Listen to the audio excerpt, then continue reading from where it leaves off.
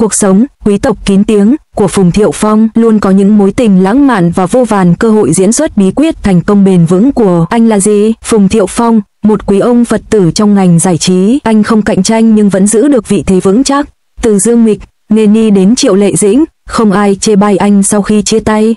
Sức hút của anh là gì? Ở tuổi 46, anh vẫn làm việc rất năng suất, thái độ điềm tĩnh đáng ngưỡng mộ. Trong ngành giải trí sôi động, anh sống một cuộc sống bình yên, để công việc tự lên tiếng, định nghĩa lại thành công và hạnh phúc. Khoảnh khắc tỏa sáng của Tân Chí Lôi trên bục vinh quang tại Venice đã trở thành một dấu ấn hoàn hảo cho giấc mơ thành hiện thực của một cô gái tỉnh lẻ. Nhưng bạn có để ý người đàn ông đứng sau cô, mặc vest chỉnh tề, phong thái điềm tĩnh và vẻ mặt điềm đạm không? Đúng vậy, đó chính là Phùng Thiệu Phong, một nhân vật ít giống người nổi tiếng nhất trong ngành giải trí, nhưng lại luôn tạo được dấu ấn riêng. Nói đến chuyện này, anh chàng này chưa bao giờ là người dễ nổi tiếng. Ngay cả khi ngồi giữa Trương Tùng Văn và Đồng Dao, bị phớt lờ, anh cũng không hề cảm thấy khó chịu chút nào. Nếu các diễn viên nam khác bị gạt ra ngoài, họ sẽ háo hức giành lấy sự chú ý.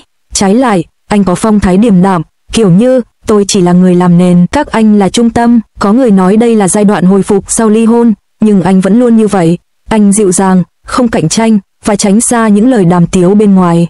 Trong một môi trường mà ai cũng cố gắng trở thành tâm điểm chú ý, anh như một nhân viên nhỏ bé, vô hình trong buổi họp thường niên của công ty, chỉ đơn giản là xem chương trình. Trông có vẻ tầm thường, nhưng sếp biết chính xác chuyện gì đang xảy ra, ai cũng có thể vắng mặt, nhưng anh thì không. Trong chuyến đi Venice cùng đoàn làm phim, anh im lặng như một chú gà con. Anh không hề thái quá như Trương Tùng Văn, cũng không bắt chước phong cách hống hách của Tân Chỉ Lôi. Anh chỉ mỉm cười và liếc nhìn các bạn diễn với ánh mắt ngưỡng mộ, đúng chuẩn hình ảnh một quý ông lịch lãm. Phong thái này khiến người ta tự hỏi liệu anh có phải là một tay chơi thời Cộng hòa du hành thời gian hay không. Nếu không phải vì những câu thoại ngẫu nhiên của anh, có lẽ người ta đã nhầm lẫn anh với đại diện của các nhà đầu tư được đoàn làm phim mời đến. Tính cả những bạn diễn nữ của Phùng Thiệu Phong qua nhiều năm, từ Dương Mịch và Nghê Ni đến Triệu Lệ Dĩnh và giờ là Tân Chỉ Lôi, mỗi người đều là một cặp đôi toàn sao. Nhưng điều đáng kinh ngạc là không ai trong số những người phụ nữ này từng nói xấu anh kể từ khi họ chia tay. Kiểu đối xử này cực kỳ hiếm hoi trong ngành giải trí, còn khó hơn cả trúng số. Một cư dân mạng châm biếm, chú Phùng chuyên làm đủ loại bùa may mắn, ai làm việc với chú ấy chắc chắn sẽ nổi tiếng. Nói rằng không có chút sức hút cá nhân nào đằng sau điều này thì thật khó tin. Nhớ lại mối quan hệ với Nghê Ni, sự tận tâm thẳng thắn của anh dành cho cô thật táo bạo trước truyền thông. Thái độ, anh sẽ cưới em, của anh khiến vô số cô gái phải ghen tị. Nhưng cuối cùng, họ đành chấp nhận sự thật, không hợp nhau. Ngay cả tên của họ nghe cũng ngọt ngào như những câu nói khó phát âm, Nini và Phùng Thiệu Phong. Nhưng cuối cùng, họ lại không thể sánh bằng sự mơ hồ và bản chất nồng nhiệt của các nhân vật. Nuôi dưỡng một trái tim tan vỡ, hoàn toàn không. Chú Phùng của chúng ta có thể tìm được người yêu mới chỉ trong chớp mắt để tiếp tục câu chuyện tình lãng mạn. Hiệu suất làm việc của chú ấy sánh ngang với tốc độ sa thải nhân viên trong ngành Internet, kết thúc mọi chuyện ngay lập tức và không chậm trễ. Còn Triệu Lệ Dĩnh thì sao? Dù quá đắm chìm vào vai diễn hay có con mắt tinh tường về đàn ông, cô ấy luôn quyết đoán trong các mối quan hệ, từ Trần Hiểu đến Lâm Canh Tân. Và cuối cùng là hoàng tử quyến rũ, Phùng Thiệu Phong mà cô ấy chọn, cô ấy đều coi trọng trách nhiệm và sự tin cậy.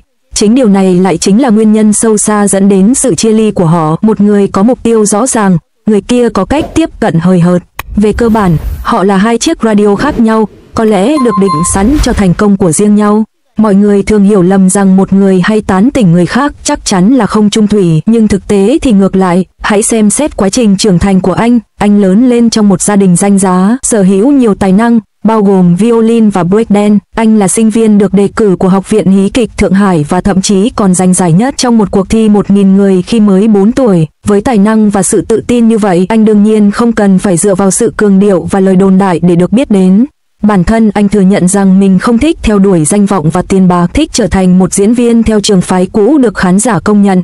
Vì vậy, bất chấp những tin đồn, anh vẫn kiên định với việc đóng phim, để công việc tự nói lên tất cả, khiến anh trở thành một người có cá tính mạnh mẽ thực sự.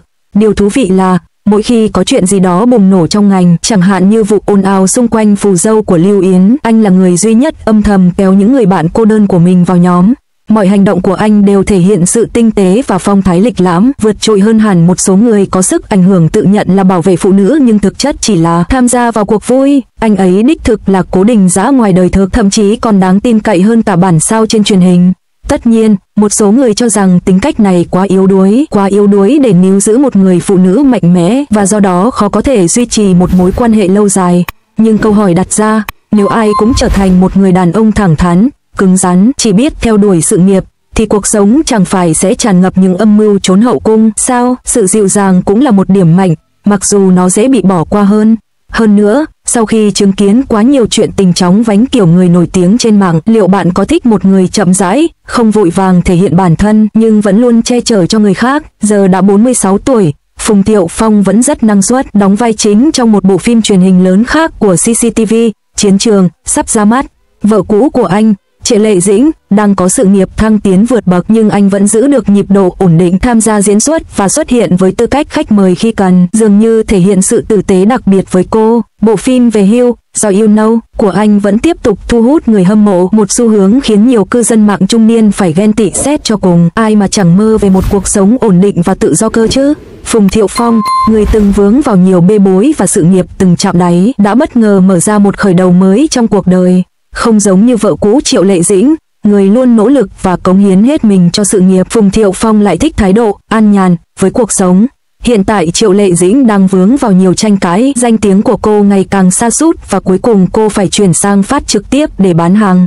Ngược lại, Phùng Thiệu Phong, người đang diễn dở, lại dựa vào Tân Chí Lôi để đứng trên đỉnh cao sự nghiệp một lần nữa và trở thành người mà Triệu Lệ Dĩnh phải ngưỡng mộ. Nếu nói về Phùng Thiệu Phong ngày xưa, có thể nói ông là một trường hợp vô vọng. Ông ta có một lá bài tốt, nhưng lại tự mình phá hỏng, thật đáng buồn. Với khuôn mặt điển trai, khả năng diễn xuất tốt và nguồn lực vượt trội, có thể nói xuất phát điểm của Phùng Thiệu Phong khá cao.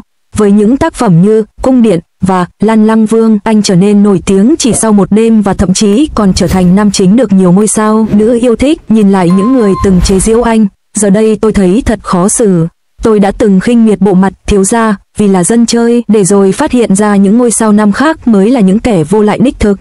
Tôi đã từng phàn nàn về sự thiếu tham vọng của anh, nhưng giờ tôi lại ghen tị với thái độ sống vô tư, tự mãn và cởi mở của anh. Có câu nói, người khác vất vả, tôi nằm im kiếm tiền. Nếu đó không phải là thành công trong cuộc sống, vậy thì điều gì mới là thành công?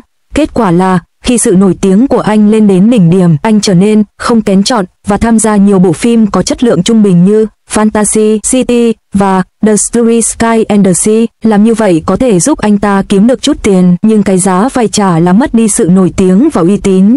Hơn nữa, Phùng Thiệu Phong sau này thường đóng vai hoàng đế, tướng lĩnh, nên diễn xuất của anh có phần dập khuôn, không mấy có lợi cho sự nghiệp phát triển. Ngoài sự nghiệp sa sút, chuyện tình cảm của Phùng Thiệu Phong cũng không mấy suôn sẻ. Vậy câu hỏi đặt ra là, trong sự hối hả và nhộn nhịp của ngành giải trí, nơi sự nổi tiếng là tất cả, bạn sẽ chọn là một người chăm chỉ làm việc hay một người ẩn giật, bình thản và thanh thản? Với những diễn viên độc đáo như Phùng Thiệu Phong, người vừa giữ được sự nổi tiếng thầm lặng vừa tạo nên tiếng vang phòng vé và được giới phê bình đánh giá cao nhờ tài năng, chẳng phải chúng ta nên định nghĩa lại chuẩn mực của thành công và hạnh phúc sao? Bạn nghĩ sao?